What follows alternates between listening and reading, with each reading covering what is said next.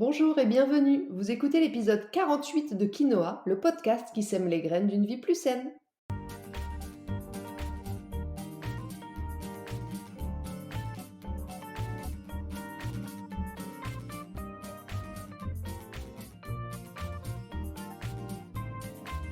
Je suis Julie Coignet, naturopathe et coach santé. Ma mission à travers ce podcast est de vous aider à retrouver ou à garder la santé en adoptant de nouvelles habitudes de vie plus saines et équilibrées. Chaque semaine, le jeudi, je vous propose de parler bien-être, forme et santé naturelle de façon simple et positive pour vous aider à reprendre votre santé en main. Cette semaine est un peu particulière, je dois vous dire, parce que nous fêtons les 1 an du podcast. Waouh, c'est dingue! C'est dingue comme c'est passé vite. Dingue comme vos retours sont sympas et encourageants. C'est dingue comme j'aime le réaliser chaque semaine. C'est dingue comme vous êtes de plus en plus nombreux à l'écouter. On est presque à 50 000 écoutes depuis le lancement. Et puis c'est dingue, je trouve, d'avoir tenu ce rythme pendant toute une année. Alors sans surprise, je vous annonce qu'il y aura bien une année 2 de quinoa. Et cette année, je vais essayer de faire intervenir un peu plus de personnes, de spécialistes, pour m'aider à étoffer les petites graines vers une vie plus saine que nous plantons tous ensemble. D'ailleurs, si vous avez des envies ou des contacts de personnes que je pourrais solliciter, je suis bien sûr tout à fait preneuse. Vous pouvez m'indiquer tout ça en message privé sur Instagram ou par mail, n'hésitez vraiment pas. Et puis j'ai d'autres idées aussi pour cette deuxième année, mais je vous en dirai un peu plus au fur et à mesure. Maintenant que la bougie est soufflée, c'est parti pour l'épisode du jour. Dans ce 48e épisode de Quinoa, nous allons parler de plantes et plus précisément de gémothérapie. La gémothérapie, c'est une discipline de régulation encore peu connue du grand public, mais parfois un peu plus utilisée par les femmes enceintes ou les enfants pour accompagner les troubles digestifs, la détox ou encore les problèmes féminins. Alors, qu'est-ce que la gémothérapie? D'où ça vient? Comment ça marche? Et pour quel type de troubles vous pourriez en profiter? Je vous explique tout ça dans cet épisode. Lorsqu'on parle de naturopathie ou de santé au naturel, on pense forcément, souvent, à l'utilisation des plantes. Cette approche, c'est ce qu'on appelle globalement la phytothérapie. C'est le nom qu'on donne aux soins basés sur les extraits de plantes sous toutes leurs formes, dans le but de guérir, de soulager ou de prévenir la maladie. Parmi toutes ces formes de plantes, il y a les plantes sèches que vous buvez en infusion, celles que vous prenez en extrait liquide, en poudre ou en gélule, celles que vous utilisez peut-être parfois en huile essentielle, ça c'est l'aromathérapie. Et puis il y a une branche moins connue dont on va parler aujourd'hui, c'est la gémothérapie. Alors ne vous méprenez pas, nous n'allons pas parler de pierres précieuses, qu'on appelle aussi des gemmes, mais bien de plantes et plus particulièrement de bourgeons aux caractéristiques tout aussi précieuses que les pierres selon moi. Et oui, parce que c'est ça la gémothérapie, c'est l'utilisation des plantes à l'état de bourgeon, pendant la phase embryonnaire du végétal. Pour comprendre, il faut connaître le cycle du bourgeon. Le bourgeon, il apparaît en automne, il se met en pause pendant l'hiver et puis il se développe à l'arrivée de la chaleur et d'un peu plus de soleil, en général au début du printemps. Cette phase de développement, elle est assez courte. C'est la même que la montée de la sève, lorsque l'énergie du ciel, on va dire, tire l'énergie de la terre. Dans le bourgeon, il y a donc toute cette énergie, toute l'énergie de l'arbre ou de la plante, et en plus, la quasi-totalité des bienfaits des fleurs, des feuilles et des fruits. Le bourgeon, en fait, il va contenir toute l'énergie vitale de l'arbre ou de la plante, en plus des nutriments et des principes actifs de chaque partie qu'il compose. C'est fou, non? En gros, le bourgeon contient tout le potentiel génétique plus énergétique de l'arbre, en plus de ses propres vertus. Et ça, alors je vais vous donner un exemple avec le bourgeon de tilleul. Le bourgeon de tilleul, il va combiner à la fois les vertus calmantes et anxiolytiques qui sont associées à la fleur de l'arbre, la fleur de tilleul que vous buvez parfois en infusion, qui va vous calmer et vous apaiser, et il va contenir aussi les propriétés diurétiques, dépuratives, drainantes de l'aubier de tilleul, que je vous conseille aussi parfois en décoction. C'est la partie tendre et blanchâtre qui se forme chaque année entre le bois et l'écorce. Alors, est-ce que vous comprenez où je veux en venir? Eh bien, tout simplement au fait que les bourgeons de plantes sont hyper puissants. Et même si vous le découvrez peut-être juste à l'instant, sachez que l'utilisation des bourgeons, elle date pourtant pas d'hier. C'est Madame Sainte Hildegarde de Bingen, en tant que naturaliste allemande, qui est la première à s'être intéressée aux bienfaits des bourgeons, et celui de cassis particulièrement. C'était à peu près au Moyen Âge. Ensuite, C'est un médecin belge, Paul Henry, dans les années 60, qui a étendu les recherches et commencé à faire un peu plus parler de la puissance des bourgeons. Alors comment ça fonctionne? Eh bien, les bourgeons, fraîchement récoltés, vont être mis à macérer pendant 3 semaines dans un mélange de glycérine, d'eau et d'alcool, à raison de un tiers, un tiers, un tiers. C'est ce qu'on va appeler le macérat mère. Chaque extrait, chaque macérat, possède ses spécificités propres, mais il y a aussi des propriétés qui sont communes, des propriétés de fonctionnement qui sont communes à tous les bourgeons. En fait, pour chaque organe sur lequel un macérat mère de bourgeon va agir, ces propriétés sont en plus régulatrices, drainantes et régénératrices. C'est les 3 spécificités du tissu végétal de construction. C'est grâce à ça qu'il arrive à s'autoréguler pour se développer au bon moment. Retenez en fait simplement qu'au-delà de ses bienfaits spécifiques sur un trouble en particulier, le bourgeon, il a aussi toujours une action de stimulation et de régénération générale des tissus et donc des organes. C'est d'ailleurs pour ça qu'on va penser aussi en priorité au bourgeon pour le drainage, pour la régulation hormonale, pour l'équilibre ostéo-articulaire et pour la circulation sanguine.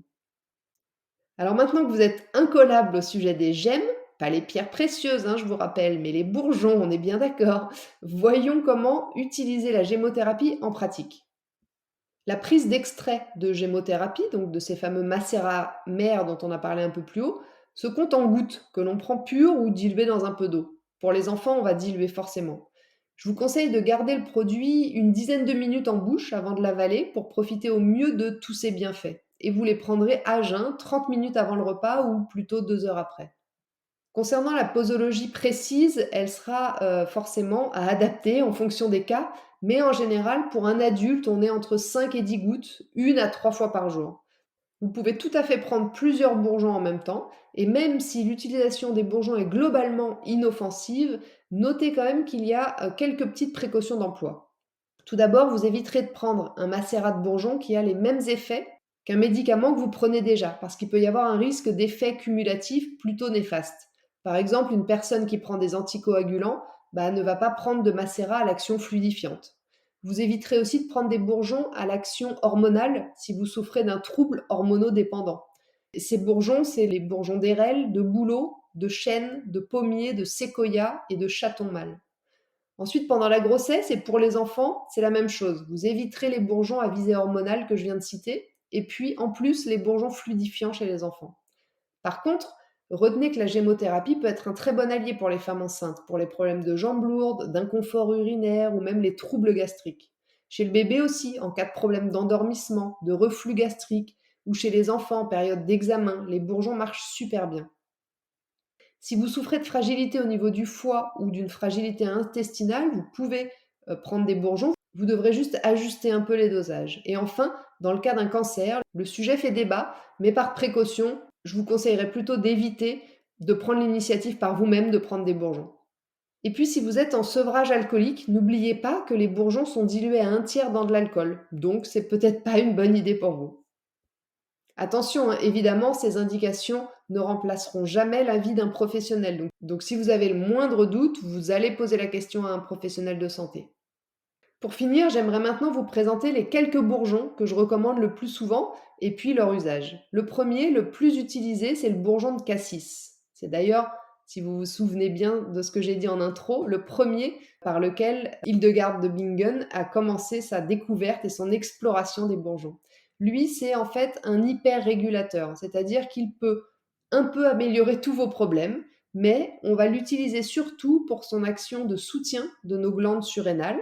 Alors si à ce moment-là, vous ne savez pas qui sont vos glandes surrénales, c'est que vous n'avez pas écouté mon dernier épisode et je vous invite à le faire immédiatement. Parce que le cassis stimule en particulier la production de cortisol.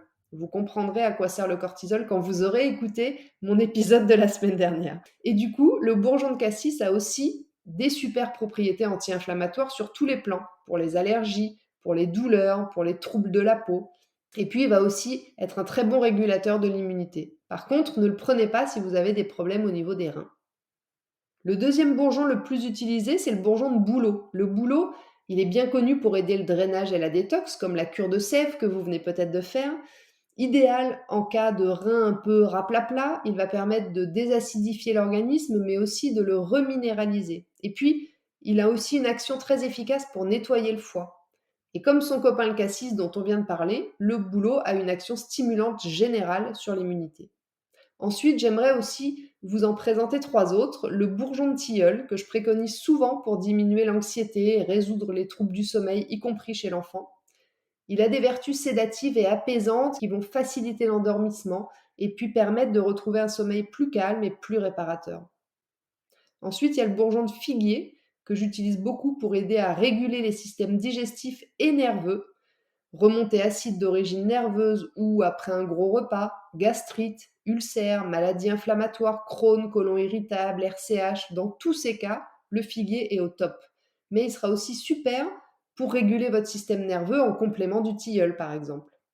Et puis, le dernier que j'aime aussi tout particulièrement et que je recommande très souvent, c'est le bourgeon de framboisier. Le framboisier, c'est le régulateur hormonal de la femme. Il va réguler à la fois la production de progestérone et celle d'œstrogène. C'est-à-dire que vous pourrez compter sur le bourgeon de framboisier dans à peu près tous les troubles hormonaux, syndrome prémenstruel, cycle déréglé, endométriose, après l'arrêt de la pilule ou encore pendant la ménopause. Alors bien sûr, cette liste est non exhaustive, vous vous en doutez, il existe énormément de bourgeons, donc c'est impossible pour moi de tous vous les citer ici. Mais retenez que la grande majorité des troubles peuvent être accompagnés par les bourgeons.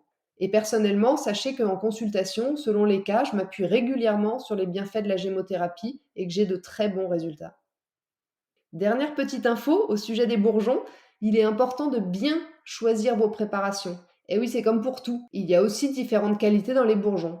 Pour que le macérat de bourgeons soit le plus efficace, il est indispensable de choisir un laboratoire qui utilise des bourgeons frais, c'est-à-dire qui réalise le mélange bourgeon plus eau, alcool, glycérine juste après la cueillette. Et oui, parce qu'il y en a qui congèlent les bourgeons, figurez-vous. Alors repérez sur l'étiquette la mention bourgeon frais ou bourgeon non congelé. C'est la garantie d'une mise en macération immédiate après la récolte, et donc d'un produit de bonne qualité. Voilà, sur ce, l'épisode 48 de Quinoa touche à sa fin. Je vous remercie de m'avoir écouté jusqu'ici, j'espère qu'il vous a plu et qu'il aura éveillé votre curiosité.